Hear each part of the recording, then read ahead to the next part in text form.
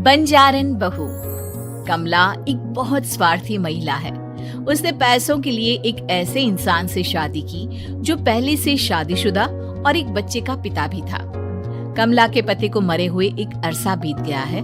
अब वो अपने सौतेले बेटे वैभव के साथ रहती है।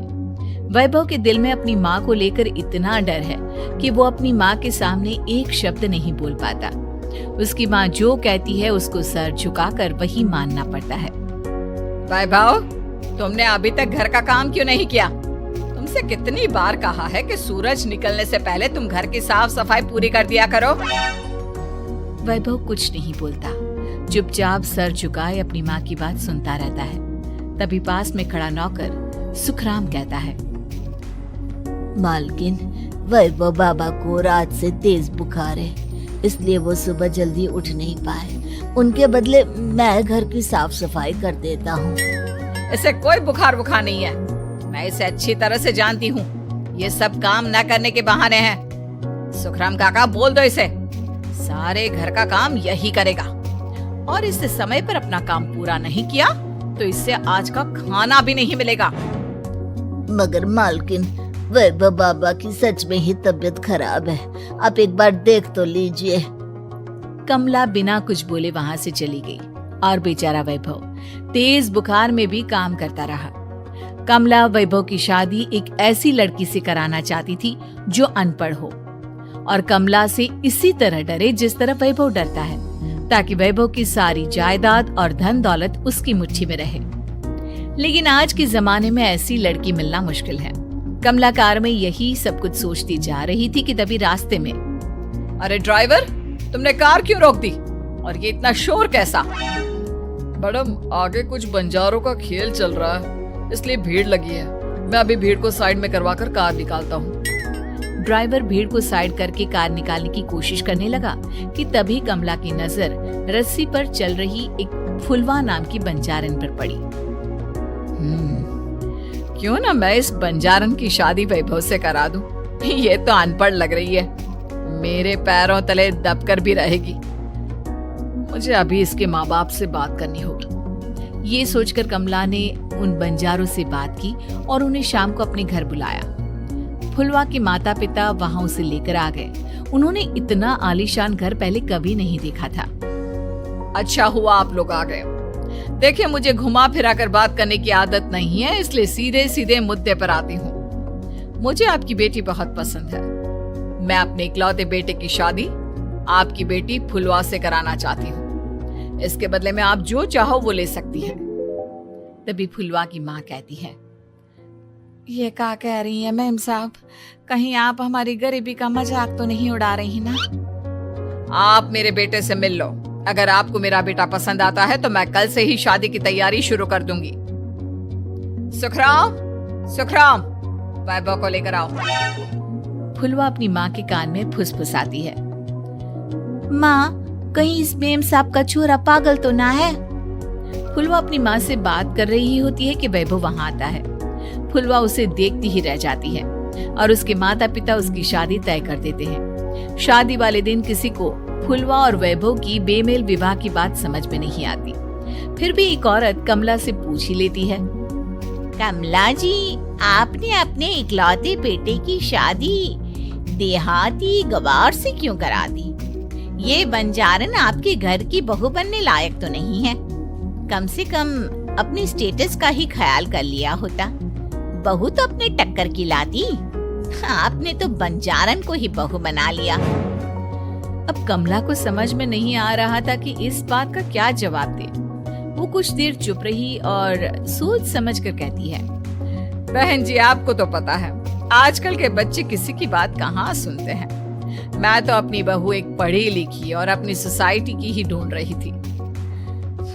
लेकिन मेरे बेटे ने मेरे सामने इस बंजारन को लाकर खड़ा कर दिया। बोला कि मैं शादी करूंगा तो इसी से। अब भला मैं क्या करती?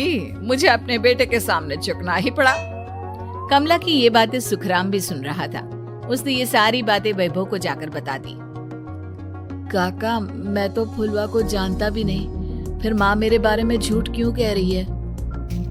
अरे बेटा, तुम कितने भोले हो, तुम्हें कुछ भी नहीं पता।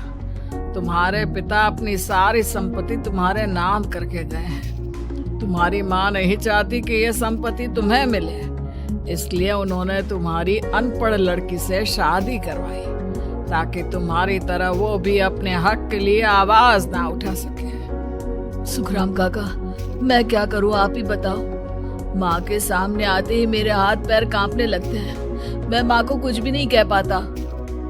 वे दोनों बात कर ही रहे थे कि अचानक कमला वहां गई। कमला को देखकर दोनों घबरा गए। तुम दोनों फिर कभी बातें कर लेना, अभी फेरों का समय हो गया है, चलो जल्दी आओ। इस तरह फुलवा और वैभव की शादी हो गई। अगले दिन कमला ने फुलवा को बुलाया और उसे नसीहत देने लगी। देख बंजारन, तुझे मैंने अपनी बहू बना तो लिया है, लेकिन तुझे इस घर में आँख कान मुंह बंद करके रहना होगा। घर का काम कर और अपने पति से मतलब रख, समझी? कमला का ऐसा रवैया फुलवा को बिल्कुल समझ में नहीं आया। उसने वैभव से इस बारे में बात की। सुनिए ना, माँ जी ने जिस तरह मुझसे बात की मुझे अच्छा नहीं लगा। शादी से पहले तो वो मुझसे बहुत अच्छे से बात कर रही थी, लेकिन शादी के बाद उन्हें क्या हो गया? तुम ज्यादा मत सोचो, जैसा माँ कहती है वैसा ही करो। ये कहकर वैभव वहां से चला गया। अगले दिन वैभव को घर के नौकरों की तरह काम करता देख फुलवा को बहुत हैरानी हुई। फुलवा ने इस बारे में सुखराम काका से बात की तो सुखराम काका ने फुलवा को सारी बात बता दी। अब फुलवा को समझ में आ गया कि उसकी सास ने एक बंजारन को बहू क्यों बनाया। एक दिन वैभव घर का काम कर रहा था, तभी उससे कांच की प्लेट टूट गई। किसने गिराई ये कांच की प्लेट? वैभव को वहां खड़ा देख कमला ने छड़ी से उसे मारना शुरू कर दिया। उसके पैर में कांच चुभ गया और खून बहने लगा, लेकिन फिर भी कमला उसे मारे जा रही थी। ये देखकर फुलवा ने कमला के हाथ से छड़ी छीन ली और तोड़कर फेंक दी। बंजारन, तेरी इतनी हिम्मत, तूने मेरे हाथ से छड़ी छीनी? कमला फुलवा को थप्पड़ मारने ही वाली थी कि फुलवा उसका हाथ पकड़ लेती है। ओ सस माँ, मैंने मॉम की गुड़िया ना समझ लियो। बंजारन हो बंजारन, ईंट का जवाब पत्थर से देना जानती हूँ। आज के बाद मेरे या वैभव जी के ऊपर हाथ उठाने की सोचू भी ना, समझी सस माँ? ये कहकर फुलवा वैभव को लेकर वहां से चली गई। उसने वैभव के पैर पर पट्टी बांधी, उसके आंसू पोंछे।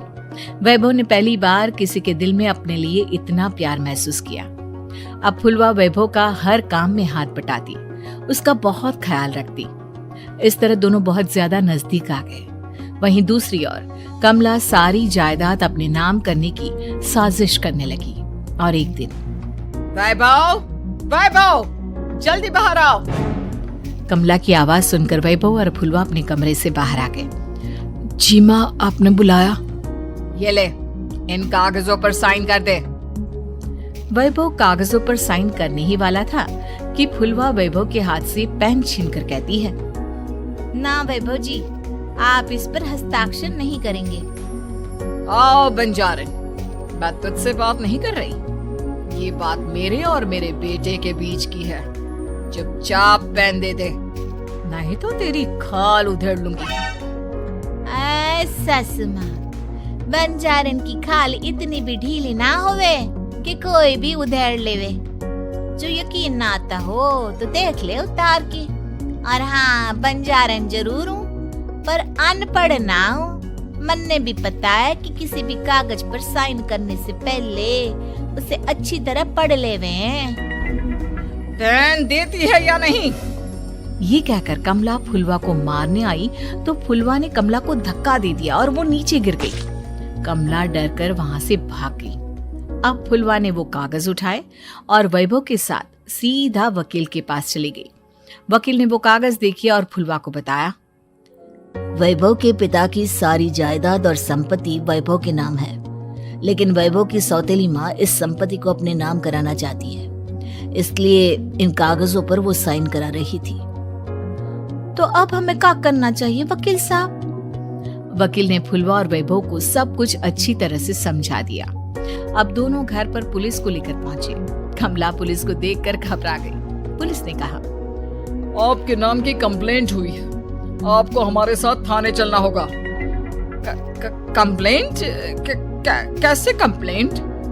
आप अपने सौतेले बेटे पर बहुत अत्याचार करती हो, धोखे से सारी जायदाद अपने नाम करा रही थी। अब नहीं इंस्पेक्टर साहब, जरूर ये मेरी बहू की कोई साजिश है, इसने गलत कंप्लेंट की है।